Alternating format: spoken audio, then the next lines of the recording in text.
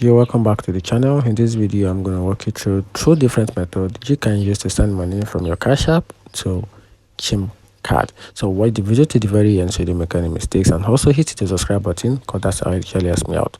So let's get started. So yes, you can transfer money from your Cash App to your Chime, and here's the first method, which is to link your Chime to your Cash App. So open your Cash App, then tap on your profile icon, then select linked banks, then tap add bank, then choose the Chime and enter your account details, which is your account number and some other important credentials like that.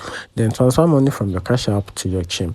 And here's another method, which is to use your Cash App card in the Chime. So link your Cash App card in the Chime app, then transfer money from your Chime to your Cash App card when needed. And also, here's the key important note: that transfer may take 1 to 3 business days unless you use instant transfer with a fee.